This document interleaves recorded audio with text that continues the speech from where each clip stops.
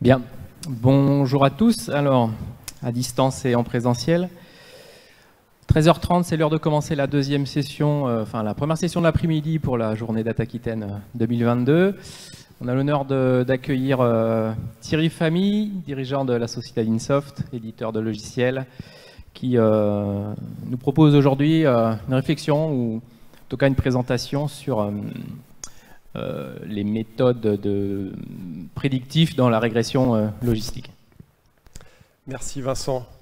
Bonjour. Donc, j'ai travaillé pendant l'année et demie précédente à la refonte de la fonctionnalité de régression logistique du logiciel ExcelStat, principalement dans un but d'accélération et des calculs. Et à cette occasion-là, j'ai identifié que il y avait peut-être des pas très bonnes pratiques assez répandues dans la façon de prédire avec la régression logistique. Donc voici ce que je vais présenter. Donc d'abord revenir un petit peu sur ce qu'est la régression logistique. Je m'excuse pour les enseignants de statistiques qui ont l'habitude d'enseigner ça probablement bien mieux que moi. Pour les personnes qui sont chevronnées en statistique aussi, parce qu'on va revenir un petit peu sur des bases avant d'arriver sur des éléments un petit peu plus techniques. Un petit rappel pour toutes les personnes qui sont plus du monde machine learning. L'une des différences entre les statistiques et les sciences computationnelles, c'est voilà, le fait que les incertitudes sont chevillées au corps pour nous. Et puis ensuite, je vous présente un petit peu les éléments que j'ai identifiés et les améliorations qu'on a apportées. Alors, le but de la régression logistique,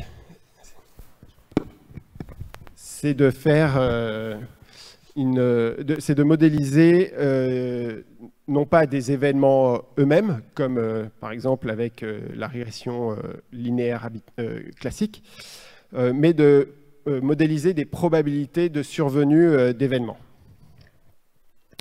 Une fois qu'on a ces probabilités associées à différents événements, alors bien sûr, dans un premier temps, on va faire de l'inférence statistique, on va estimer les paramètres du modèle. J'ai oublié de dire qu'évidemment, ces événements, on essaye de les modéliser en fonction de covariables ou de variables explicatives.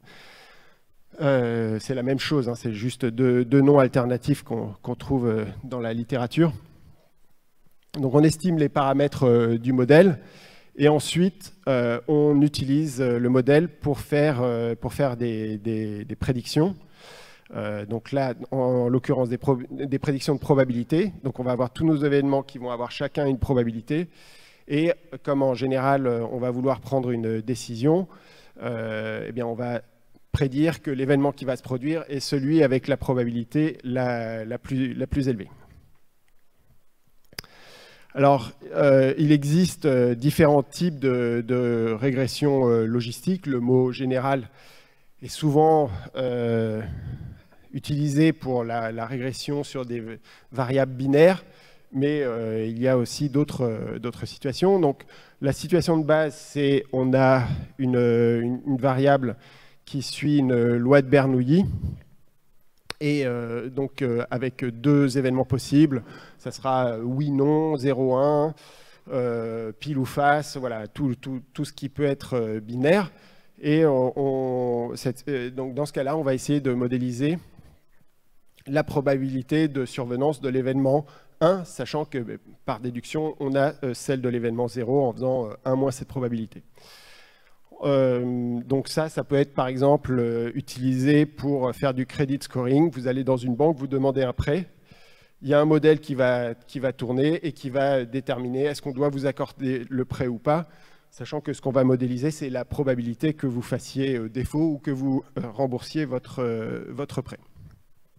Donc ensuite, il y a une situation où on va avoir dans des conditions expérimentales identiques, une répétition d'événements, et à ce moment-là, on se retrouve avec une loi binomiale au lieu d'une loi de Bernoulli. Ça peut être le cas, par exemple, si des médecins appliquent un certain protocole pour guérir des personnes. Et ils vont répéter différentes situations, alors en général des doses de médicaments sur un certain nombre de patients. Et on va compter au final, pour les gens qui ont été confrontés à telle condition expérimentale, combien ont guéri, combien n'ont pas guéri. Donc là, notre jeu de données, il a les variables explicatives et des comptages. On compte en général évidemment l'événement de positif ou de survenu, enfin l'un des deux, mais en général c'est l'événement positif qui est compté au niveau du jeu de données. Alors ça, ce sont donc les deux cas binomiaux, bivariés, et, avec deux événements possibles, et il y a ensuite les régressions logistiques avec K supérieur strict à 2 événements. Alors le K égale 2 est, est englobé par ces approches-là également sur un plan théorique, mais elles ont été développées par la suite. Et donc on a le cas multinomial, où là on va avoir des événements divers. Alors, je vais vous donner un exemple. Il y a eu une étude qui a été menée sur le choix des menus par des enfants dans les cantines. On avait une description des enfants avec des données démographiques. Et on s'intéressait à quel va être le menu choisi par les enfants. Il y avait plus de 2 menus possibles. Et donc, on a essayé par de la régression multinomiale d'expliquer pourquoi certains enfants allaient choisir un menu plutôt que l'autre. Ça, c'est le modèle multinomial. En termes de paramètres, là, on va avoir un jeu de paramètres par niveau de la variable réponse.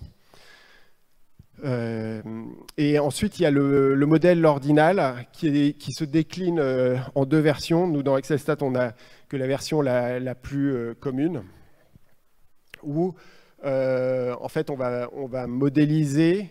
Donc, excusez-moi, donc, dans le cas ordinal, en fait, les différentes catégories, les différents événements peuvent être classés.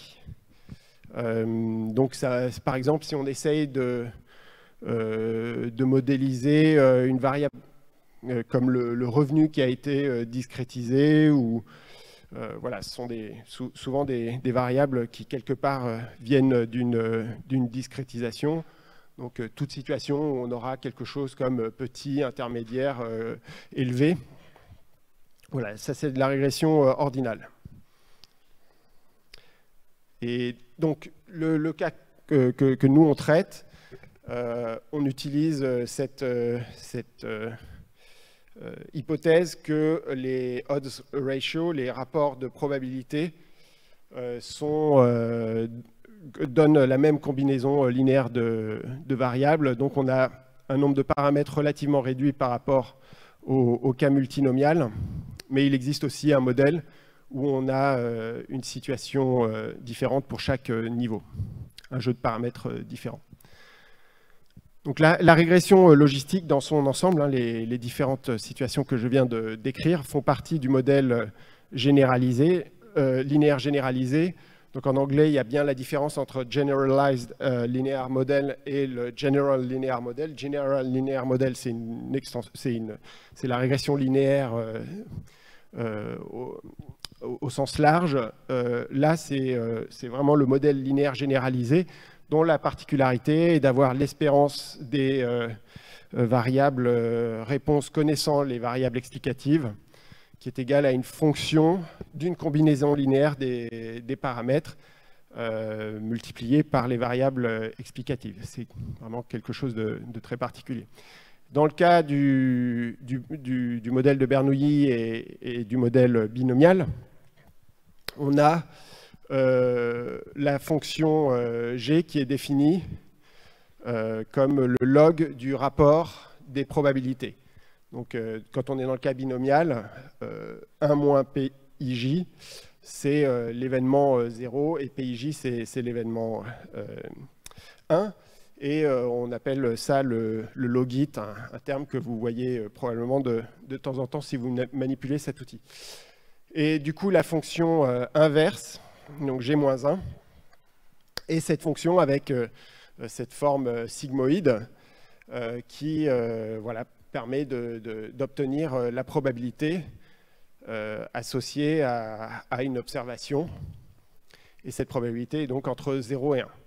Du coup, là, on utilise le logit, mais il y a un certain nombre d'autres fonctions qui sont possibles. Toutes les lois de distribution avec des propriétés correctes sont des candidats. Néanmoins, très classiquement, en régression logistique, on va utiliser le probit qui est basé sur la loi normale. Donc là, on aura la fonction de répartition de la loi normale utilisée comme fonction G, comme fonction lien. Et le modèle log-log et le modèle Gompertz qui sont aussi des sigmoïdes, mais un petit peu écrasés vers le haut ou un petit peu écrasés vers le bas. Pour l'estimation des paramètres bêta, qui sont impliqués dans la combinaison linéaire x-bêta, on utilise ce qui est très commun en statistique, la fonction de vraisemblance, qui est le produit de toutes les probabilités associées à chaque observation, étant donné les paramètres du modèle et étant donné bien sûr les variables explicatives que l'on observe dans notre jeu de données. Pour des raisons techniques et mathématiques, on utilise plutôt le log de la vraisemblance et on fait une estimation avec un algorithme de type Newton-Raphson qui est une méthode de gradient et qui va permettre d'arriver peu à peu à l'optimum de la fonction de vraisemblance et donc d'avoir une estimation de nos paramètres bêta. Il peut y avoir des problèmes de convergence. Pour cela, il y a différentes approches possibles. La régression, enfin les méthodes de pénalisation, L1 ou L2 fonctionnant très bien sur les jeux qu'on a pu voir. Donc, comme je le disais tout à l'heure, à la différence des sciences computationnelles, donc par exemple les fonctions de type logit ou probit peuvent être utilisées dans les réseaux de neurones. Là, la particularité en statistique, c'est que ce qui nous intéresse, ce sont les incertitudes. On sait qu'on n'a pas des modèles parfaits parce qu'il y a des choses qui se produisent qui font que le modèle n'est pas parfait. Après, la forme du modèle n'est pas non plus nécessairement parfaite et ne colle pas à la réalité déterministe de ce que l'on observe. Donc on a des erreurs et c'est ça qui va générer les incertitudes et qu'on va essayer de mesurer, on va essayer d'en rendre compte le plus exactement possible. Et alors là, c'est juste pour vous illustrer ce que c'est qu'une incertitude. Dans un modèle de régression linéaire, dans un cas physique idéal, on a tout qui est parfaitement aligné. Et puis après, vous avez une situation qui va plus intéresser les statisticiens. Il y a des petites erreurs. On ne sait pas trop pourquoi, mais on va essayer d'en rendre compte. Dans la régression logistique, là, je vous ai représenté en bas à gauche un cas qui s'appelle le cas de séparation parfaite, où il reste 10 minutes, c'est ça? D'accord, merci. Le cas de séparation parfaite, où on est capable de prédire exactement si on est en situation 0 ou en situation 1, à partir du moment où on sait qu'on a franchi une certaine limite. Comme ça a l'air idéal et tout simple. Quand on rencontre ça dans un jeu de données, ça peut se produire en statistique, ça pose d'énormes problèmes parce que vous imaginez bien que cette limite, elle peut être à différents endroits. Du coup, ça entraîne des problèmes d'estimation des variances notamment. Et c'est dans ces cas-là qu'on va avoir intérêt à pénaliser d'une manière ou d'une autre le modèle. Voilà. Et à droite, on a une situation plus classique où parfois on va avoir 0 ou 1 à des niveaux qui ne sont pas complètement alignés. Donc maintenant, les incertitudes. Quand on fait notre estimation du modèle par maximum de vraisemblance, on va pouvoir faire l'estimation des paramètres, l'estimation des probabilités, et dans le cas de binaire, donc, où on a le modèle de Bernoulli ou le modèle binomial, on va pouvoir assez simplement calculer un intervalle de confiance autour du ratio qui est là. Ce ratio, en fait, il nous permet de comparer la probabilité de l'événement 1 versus la probabilité de l'événement 0. Et comme on en a un logarithme, évidemment, si les probabilités sont similaires, donc autour de 0,5, on va avoir un logarithme qui va être proche de 0. Et donc, si on calcule cet intervalle de confiance, qui se déduit de la forme du modèle et de l'hypothèse que les paramètres du modèle suivent une loi normale multivariée, ce qui se démontre asymptotiquement pour une estimation par un maximum de vraisemblance. Donc là, mon Z0, il est tiré de la loi normale. J'ai cet intervalle de confiance, et si jamais j'ai 0 qui est compris dans cet intervalle de confiance, je n'ai pas une différence significative entre mes probabilités. Donc au lieu de conclure en faisant un arrondi, ce qu'on fait classiquement, si on a 0,49, on va dire c'est 0, et si j'ai 0,51, j'ai 1. Mais si mon intervalle de confiance n'est pas extrêmement resserré, je ne vais pas pouvoir conclure, et à ce moment-là, ce serait plus honnête de dire qu'on est dans une situation incertaine plutôt que de dire 0 ou 1, ce qui est quasiment ce qu'on voit partout.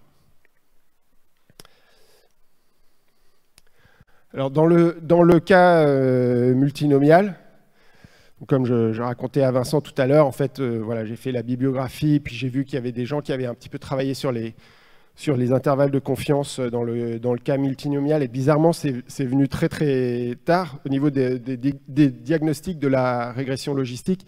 Il y a eu des travaux vraiment importants qui ont été faits fin des années 70, début des années 80. Et sur le cas multinomial, il y avait rien, et des chercheurs s'y sont intéressés au début des années 2000 pour essayer d'obtenir des intervalles de confiance autour des probabilités. Alors aujourd'hui, avec la puissance des machines, il y a beaucoup de gens qui feraient ça par bootstrap, et c'est l'une des méthodes possibles. Néanmoins, quand on a un très gros jeu de données en credit scoring, ça sera la situation. On va voir l'intérêt qu'il y a à avoir des bonnes méthodes asymptotiques plutôt que de faire du bootstrap. Et donc, en fait, les gens se sont surtout interrogés sur les probabilités, sur des intervalles de confiance des probabilités. Mais moi, avec le problème que je me posais de savoir si les probabilités étaient significativement différentes ou pas, en fait, j'ai pu utiliser le fait que pour la régression logistique, le modèle Logit fait intervenir la probabilité d'un événement divisé par la modalité de référence du modèle, qui est toujours la même. Et du coup, on se retrouve avec, en faisant simplement en utilisant cette équation là sur le log, on arrive à obtenir assez facilement un intervalle de confiance, un petit peu comme en régression binaire, pour la régression multinomiale. Et donc, on va comparer la probabilité de l'événement, la probabilité la plus haute avec toutes les autres, et vérifier si elle est significativement différente ou pas. Si elle est significativement différente, à ce moment-là, on est sûr, bien sûr, en tant que statisticien, de notre prédiction. Sinon, c'est incertain. Alors, pour la régression logistique ordinale, la situation est un petit peu plus compliquée. On ne peut pas s'en tirer à peu de frais comme pour les deux cas précédents. Et du coup, on utilise la delta méthode. pour ceux d'entre vous qui sont statisticiens et qui n'ont jamais rencontré ou jamais utilisé la Delta méthode, je vous invite à regarder d'un petit peu plus près ce qu'est cette méthode, parce que c'est extrêmement pratique pour calculer des intervalles de confiance. Ça utilise tout simplement une décomposition. Alors, là, en l'occurrence, on utilise aussi la propriété de normalité de l'estimateur du maximum de vraisemblance. Et une expansion de Taylor, une décomposition, je crois on dit, monsieur le professeur, une décomposition de Taylor du premier ordre pour avoir une estimation d'une fonction des paramètres, et d'où l'on déduit une formule pour la variance sur les paramètres. Et on utilise aussi cette propriété que l'on voit en terminale ou en seconde, je ne sais plus, comme quoi la dérivée d'un enchaînement de f rond g et c'est g' rond f fois f'. Et ça nous permet en fait de calculer la variance de la différence. Cette fois, on n'utilise pas les logs. Et on a un estimateur de la variance des différences. On prend toutes les probabilités 2 à 2. Et donc, on obtient ainsi... on procède de la même façon et on va regarder si notre probabilité de l'événement le plus élevé, qui a la probabilité la plus élevée, est significativement différente des autres. Donc, concrètement, en régression logistique, on va souvent synthétiser les résultats, et c'est vraiment emblématique de cette situation où on convertit toutes les probabilités en événements, et en fait, on gomme complètement, avec cette représentation-là, les aspects incertitude. Et donc, moi, ce que j'ai proposé, c'était de rajouter une classe incertain dans ce tableau qui s'appelle le tableau de classification ou la matrice de confusion, afin de rendre compte un petit peu de ces incertitudes que l'on a identifiées. Voilà, et du coup, ça permet de calculer un pourcentage de correct, incorrect et incertain qui est plus honnête. Et du coup, on s'est aussi interrogé sur l'absence d'indices qui rendent compte de cela. On a créé un indice qui est tout simple et qui fonctionne pas mal. Il faudrait qu'on travaille un petit peu plus dessus pour voir ses propriétés. Ou en fait, pour comparer, ça sera particulièrement utile pour comparer différents modèles. On va calculer cet indice GCI, qui est le nombre de corrects plus le nombre d'incertains sur 2, moins le nombre d'incorrects. Et voilà, c'est un petit outil qu'on a donné à nos utilisateurs. Il faudrait qu'on étudie ses propriétés un petit peu plus. Et au cours de ces travaux, on s'est aussi demandé comment on pouvait rendre un petit peu graphiquement compte de la situation qu'on a au niveau de la matrice de confusion. Donc là, il n'y a pas vraiment de représentation des incertitudes, mais on voit un petit peu les situations où on se décale par rapport au jeu. Donc là, le carré orange, c'est ce qu'on a prédit avec le modèle, et le carré gris qui est derrière, c'était les données telles qu'elles étaient au niveau des observations, enfin ce qu'on avait au niveau des observations. Voilà, donc ça c'est pour ceux qui voudront aller creuser un petit peu la bibliographie. Le travail que je mentionnais, vraiment important au niveau des diagnostics de la logistique, c'est l'article de Pré-Gibbon. Et le travail assez poussé qui utilise la Delta méthode, hein, qui était vraiment, à mon avis, un très bon choix si on ne veut pas faire de bootstrap. C'était Long et Freeze qui l'ont sorti pour le logiciel Stata. Voilà, je vous remercie. Si vous avez des questions, je suis à votre écoute. Merci beaucoup pour cette présentation d'inférence, du coup, puisqu'on entend parler de probabilité. Est-ce qu'il y a des questions dans la salle. Je peux commencer. Alors, sur le chat, je regarde. Oui, là, je vais commencer alors. C'est bien entendu qu'il faut associer un seuil. En probabilité, tu es sur le 5%, des choses comme ça standard, ou est-ce qu'il y a des choses plus difficiles à prévoir? Ouais, il faut, bon, moi, par défaut, on fait des intervalles à 95%. Ok. Et très clairement, ce qu'on voit, c'est que les modèles où l'incertitude sur les paramètres, sur les coefficients est assez forte, ça va générer beaucoup d'éléments incertains. D'accord. Et donc, en revanche, un modèle qui est bien ajusté, il n'y a pas de problème. On n'a quasiment rien au niveau des incertains. J'ai bien aimé la présentation, enfin, l'idée de visualisation avec les carrés rouges et gris. Les gris ont la même surface partout. C'est pas, il n'y a pas deux zones qui seraient des prédictions sans incertitude, enfin, avec les prédictions standards d'une table de confusion. Et ensuite, à l'intérieur, un carré rouge qui aurait du coup, là, seraient les sûrs, auxquels on aura enlevé les incertains. Non. Pour le moment, une notion de surface. Bonne question. Pour le moment, ce graphique-là, on l'a généré sur la matrice de confusion classique. Mais il faudrait réfléchir à une façon de représenter l'incertitude, enfin les incertains. Alors, il y a une façon brutale, c'est de les mettre dans une troisième colonne. Oui, non, mais je pense que c'est ça qu'il faut. Peut-être qu'il y a moyen d'être plus synthétique. Oui. Bon. Merci pour la présentation. Est-ce qu'il y a une dernière chance pour une question? Non, ça avait l'air d'être clair. Bon. Merci beaucoup. Merci Vincent. Thierry Famille.